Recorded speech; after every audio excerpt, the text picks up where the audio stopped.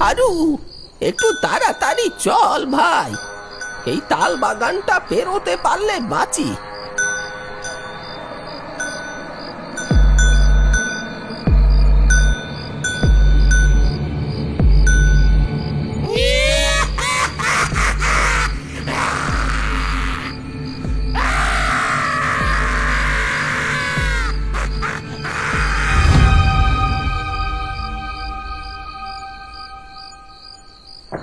আকাশের অবস্থা বেজায় খারাপ।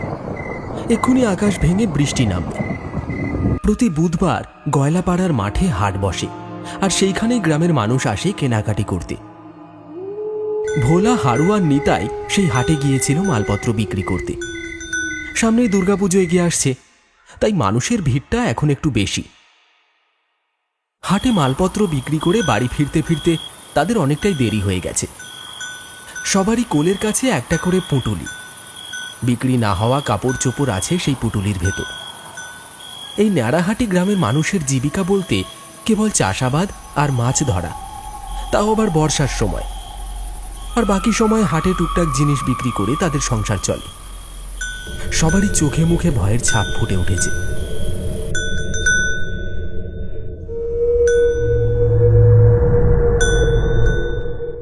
এই হারু, একটু তাড়াতাড়ি চল ভাই, এই তাল বাগানটা পেরোতে পারলে বাঁচি। এই তো চলেই এসেছি, আর খানিকটা, তাহলে এই তাল বাগানটা পেরিয়ে যাবে। হঠাৎ করে কি যে শুরু হলো এই গ্রামে, কে জানে। কি আর হবে, শয়তানদের নজর লেগেছে কাকা। এই পুজোর সময় কটা টাকার মুখ দেখতে পাই সবাই, আর শয়তানের জ্বালায় সবার পেটে লাথি পড়ল। বেশ কিছুদিন ধরে এই ন্যাড়াহাটি গ্রামে কিছু অদ্ভুতুড়ে কার্যকলাপ শুরু হয়েছে, তাও এই তালবাগানে। প্রায় 1.5-2 কিলোমিটার ফাঁকা মাঠের মাঝখানে এই তালবাগানটা অবস্থিত। গ্রামে আর কোথাও তেমন তালগাছ দেখতে না পাওয়া গেলেও এই তালবাগানে সমস্ত তালগাছ যেন মাথা উঁচু করে দাঁড়িয়ে আছে, যেন পিশাচের দল নজর রেখে চলেছে এই ন্যাড়াহাটি গ্রামের চারপাশে।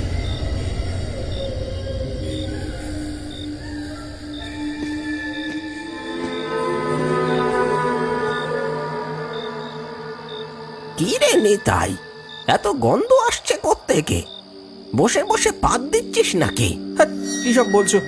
নিজে মূলোর তরকারি দিয়ে ভাত খেয়ে এসে পাত মারে, আবার আমার নামে চালাচ্ছ। বাপরে, এটা তো মরা পচার গন্ধ। পেটের ভাত যে গুলিয়ে গুলিয়ে উঠে আসছে মুখ দিয়ে।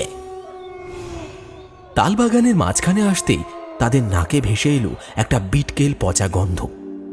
সেই পচা গন্ধে গরুগুলো যেন থমকে দাঁড়িয়ে পড়েছে। তারাও যেন অস্থির হয়ে উঠেছে সেই গন্ধে। দম বন্ধ হয়ে আসছে সবারই। চারপাশটা ভালো করে তাকিয়ে দেখতে লাগলো তারা তিনজন। কাকা, কিছুই তো বুঝতে পারছি না, এ কি হচ্ছে? এই মরা পচার গন্ধ কোথা থেকে আসছে বলো তো?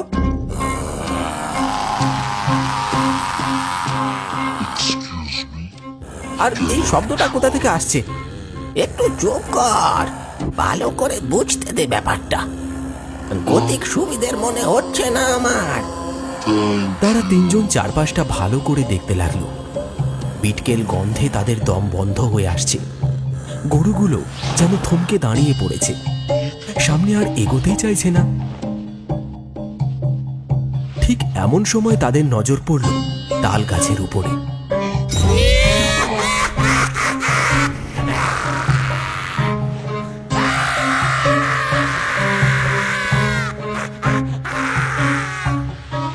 আর সেই দৃশ্য দেখে তিনজনের চোখ আটকে গেল।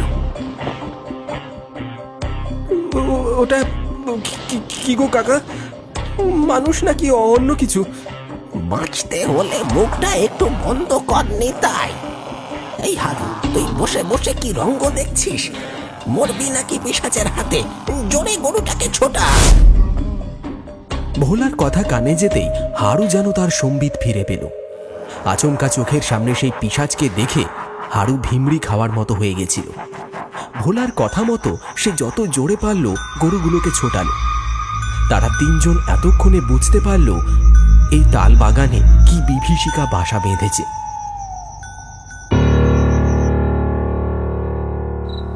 বুড়ো বটতলায় মাচাতে গ্রামের সবাই বসে তখন গল্পগুজব করছে। সামনে পুজো এগিয়ে আসছে, তাই এবারে কি হবে আর কি হবে না সেই নিয়ে আলোচনা করছে গ্রামের মানুষজন। মদন খুড়ো বলল, এ পুজো তো এগিয়েই এলো, তোমরাই বলো কি করে কি হবে এবার। এবার পুজোতে যাই হোক না কেন, ওই তালবাগানের দিকে আলোর ব্যবস্থাটা একটু ভালো করেই করতে হবে। যেসব ঘটনা ঘটে চলেছে গ্রামে, তাতে তো আর অন্ধকারে হাঁটা চলা করা যায় না। হ্যাঁ রে হারাধন, কথাটা তুই ঠিক বলেছিস। আমিও এটা নিয়ে ভাবছিলাম, ওই পশ্চিম দিকের আলোটা একটু কমিয়ে দিয়ে তাল বাগানের দিকে একটু বেশি করেই দেওয়া হবে এবারে। না না কুড়ো, এটা করলে হয় নাকি? তাহলে তো আবার ওই দিকটা অন্ধকার হয়ে যাবে। সেরকম হলে সবাই একটু বেশি করে চাঁদা দিয়ে এবারে পুজোটা করতে হবে। এত করে চাঁদা বাড়ালে হয় নাকি? সবাই পারবে নাকি চাঁদা দিতে অত করে? আমাদের অন্য কিছু ব্যবস্থা করতে হবে। আরে ঠিক আছে ঠিক আছে, তোরা একটু চুপ কর। সব দিকটাই ম্যানেজ করতে হবে। তাই আমার একটা প্রস্তাব আছে। এবারে পুজোর জন্য ওই তাল বাগান থেকে 2-4টে তাল গাছ কেটে বিক্রি করা হবে। তাতে কারোর কোনো আপত্তি আছে? না না, আপত্তি থাকবো কেন? পূজার জন্য গাছ কাটা হচ্ছে, যা টাকা আইবে তাতে তো পূজাই হবে, তাই না? এতে আমাদের কারোর কোনো আপত্তি নাই। গ্রামের সবাই মিলে ঠিক করে এইবারে দুর্গাপুজোয় টাকার ঘাটতি মেটানোর জন্য ওই তালবাগান থেকে 2-4টে তাল গাছ কেটে বিক্রি করা হবে। আর যে টাকা পাওয়া যাবে সেই টাকা দিয়ে এবার দুর্গাপুজো করা হবে। তাদের আলোচনা শেষ হতে না হতে ভোলা, নিতাই আর হারু গরুর গাড়ি করে সেই মাচার কাছে এসে দাঁড়ায়। গাড়ি থেকে নেবে হাঁপাতে হাঁপাতে ছুটে আসে মাচার কাছে। মাচার সবাই তাদের এই অবস্থা দেখে অবাক হয়ে যায়। মাচার সবাইকে দেখে তাদের তিনজনের যেন প্রাণে ধাত এলো। গড় গড় করে বলে গেল তারা যা দেখেছে। মদন খুড়ো সব শুনে বলল, এসব কথা বলছিস রে? এসব সত্যি নাকি? এই রাতের বেলা গাঁজা খেয়ে এসে পাগলামো করছিস? না না খুড়ো, বলা ঠিক কথাই বলেছে। আমরা তিনজনেই নিজের চোখে দেখেছি ওই পিশাচকে একটা লাশকে টানতে টানতে ওই তাল গাছের ওপরে উঠে গেল। বলিস কি রে, তোরা এইসব নিজের চোখে দেখেছিস? এ ভগবান, এ আবার কোন পিশাচ এসে বাসা বাঁধলো আমাদের এই নেড়াহাটির গ্রামে? চল চল চল সবাই, একবার চল দেখে আসি তো। কথা শেষ করে তারা সবাই মিলে রওনা দিল সেই তালবাগানের দিকে। কারোর হাতে হ্যারিকেন, কারোর হাতে বাঁশ, কারোর হাতে বা লাঠি আর আগুন। সবাই এসে যখন সেই তালবাগানে পৌঁছলো, দেখলো কোথাও কিছু নেই। আশপাশটা পুরো শুনশান। কিছু জল জলে চোখ নজর রাখছে তাদের উপর। ভোলার মুখে যেসব কথা তারা শুনেছিল কিছুই দেখতে পেল না। আশপাশটা ভালো করে সবাই দেখতে লাগলো। পাঁচু গোপাল বলল, আই আই সবাই একবার এইখানে আসো, দেখো কি ভয়ঙ্কর দৃশ্য। পাঁচু গোপালের কথা শুনে সবাই তার কাছে এগিয়ে যায়। গিয়ে তারা যা দেখল সেটা কেউ আশা করেনি দেখার জন্য। টসটস করে তালগাছ থেকে রক্ত ঝরে পড়ছে মাটিতে। তাজা রক্ত তালগাছের উপর থেকে ঝরে পড়ছে। কেউ যেন কাউকে টানতে টানতে উপরে নিয়ে গেছে। ওই দেখো খুড়ো, আমি যা বলেছিলাম সেটাই হয়েছে। এই দেখো, এখানে টস টস করে রক্ত পড়ছে। বডিটা মনে হয় ওই গাছের ওপরেই আছে। হ্যাঁ তাই তো দেখছি, তোরা যা বললি সেটাই তো সত্যি রে। তাহলে খুড়ো, আমরা এখন কি করব? ব্যাপারটা আমার ভালো ঠেকছে না। তাই এখন আমরা কিছুই করব না, যে যার বাড়ি ফিরে চল। যা করার কাল সকালে করতে হবে। মদন খুড়োর কথা শেষ হতেই সবাই যে যার বাড়ির দিকে রওনা দিল। এত কিছু ঘটে যাওয়ার পর সবার আর বুঝতে অসুবিধা হলো না, কোনো এক অশুভ শক্তি জেগে উঠেছে এই তালবাগানে।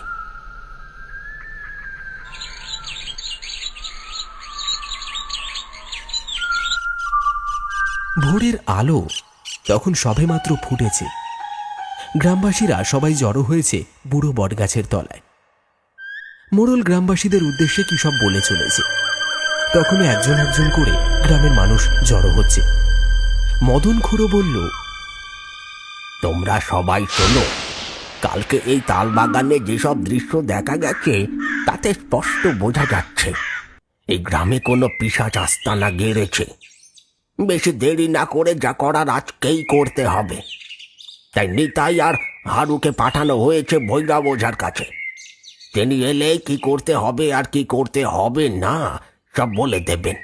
মদন খুড়োর কথা শেষ হতেই হারু আর নিতাই ভৈরব ওঝাকে নিয়ে হাজির হয়। আসুন বাবা, আসুন। আপনি সবই শুনেছেন ওদের মুখ থেকে, আর আমি কি বলি বলুন? এবার আপনি বলুন আমরা কি করব। আমি সবই শুনেছি ওদের মুখ থেকে।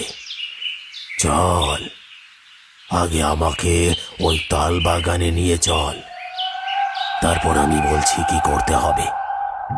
তার আগে দুজনকে নিয়ে যেতে হবে যারা ওই তাল গাছ কাটতে পারবে। ভৈরব ওঝার কথা মতো গ্রামের সবাই রওনা দিল সেই তালবাগানের দিকে। গ্রামের দু একজন কুড়ুল হাতে এগিয়ে চলেছে সেই তালবাগানের দিকে। বাবা, এবারে বলুন আমরা কি করব। দাঁড়া, আমাকে একবার ভালো করে দেখে নিতে দে। ভৈরব ওঝা তালগাছের মাথাগুলোর দিকে তাকিয়ে ভালো করে কি যেন দেখতে লাগলো, যেন কাউকে খুঁজে বেড়াচ্ছে তার সেই দুই চোখ। তাদের দেখা দেখি গ্রামের সবাই তালগাছের ওপরে তাকিয়ে রয়েছে, কিন্তু কোথাও কিচ্ছু নেই।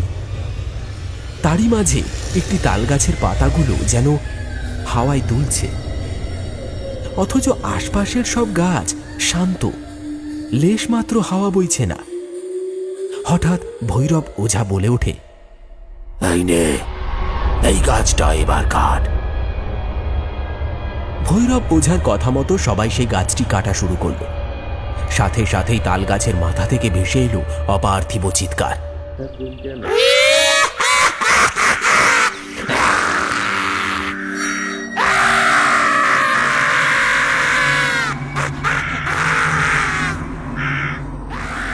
যেন কেউ হুঙ্কার করে বারণ করছে তাল গাছ না কাটতে। সেই অপার্থিব চিৎকার শুনে তৎক্ষণাৎ সবাই গাছ কাটা বন্ধ করে দেয়। মদন খুড়ো বলে, বাবা, এইবারে আমরা কি করব বাবা? গাছ কাটার ফলে ওই পিশাচ যে রেগে গেছে। ভয় পাস না তোরা, গাছ কাট, যা করার আমি করব। সবাই আবার গাছ কাটতে শুরু করলো। গাছের উপর থেকে সেই পিশাচের চিৎকার শুধু সবার কানে ভেসে আসছে।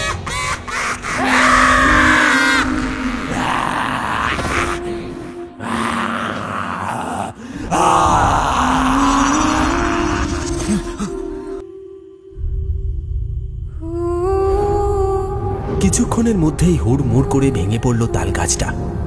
সাথে সাথে হুড়মুড় করে ছিটকে পড়ল একটা আধ খাওয়া লাশ। সবাই সেই দিকেই তাকিয়ে দেখল।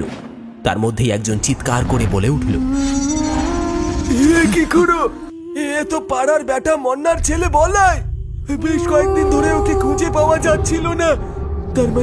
তার মানে পিশাচ ওকে এই তাল গাছে আটকে রেখেছিল। সবাই একে নিয়ে যাও, ওর সৎকারের ব্যবস্থা করো।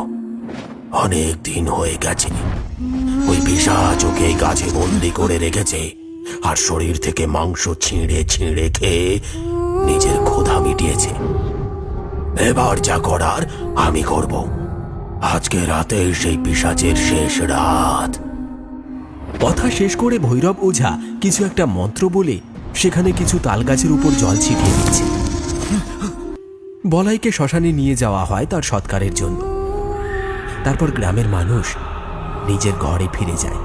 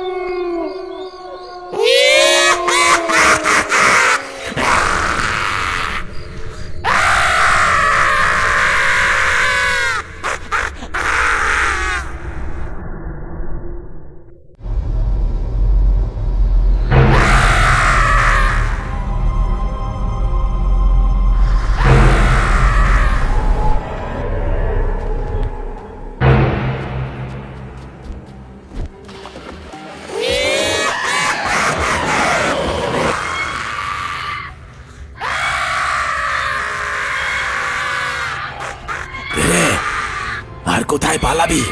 তোর সব চেষ্টাই আজ বৃথা হবে। এতদিন অনেক মানুষের অনেক ক্ষতি করেছিস, এবার তোর পাপের শাস্তি হবে। কে আমায় শাস্তি দেবে? তুই দিবি? তার আগে তোর ঘাটটা পটাং করে মুটকে দেব। রাগে ক্রোধে সেই পিশাচ গর্জন করতে করতে এগিয়ে আসছে ভৈরব ওঝার দিকে।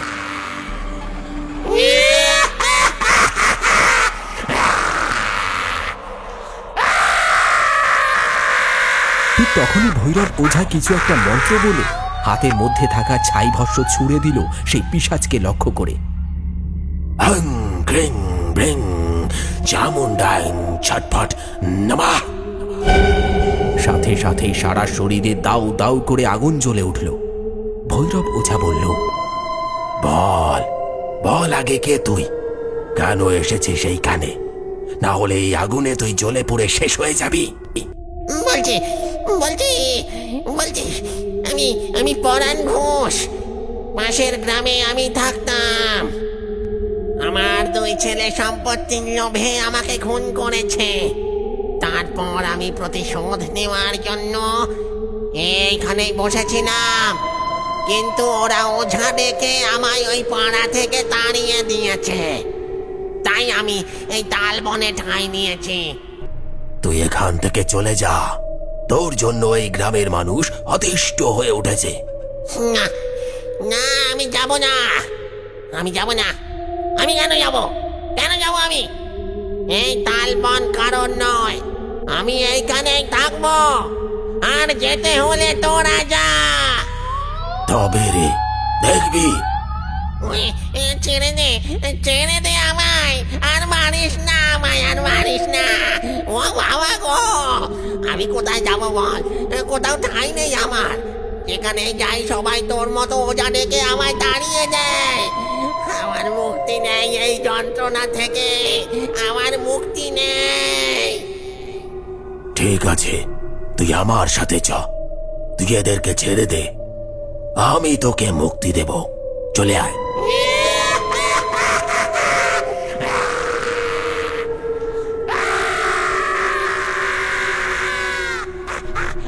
সবাই দেখল সেই পিশাচ কালো ধোয়ার কুণ্ডলী হয়ে ভৈরব ওঝার ঝুলির মধ্যে প্রবেশ করল।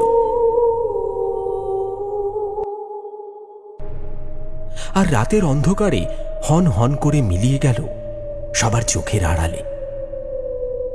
এই ঘটনা এতটাই তৎক্ষণাৎ ঘটল যে গ্রামবাসীরা কিছুই বুঝে উঠতে পারল না। শুধু এইটুকু ভেবেই স্বস্তি পেল যে পিশাচের হাত থেকে মুক্তি পাওয়া গেছে। অগত্যা সবাই যে যার বাড়ি ফিরে আসে।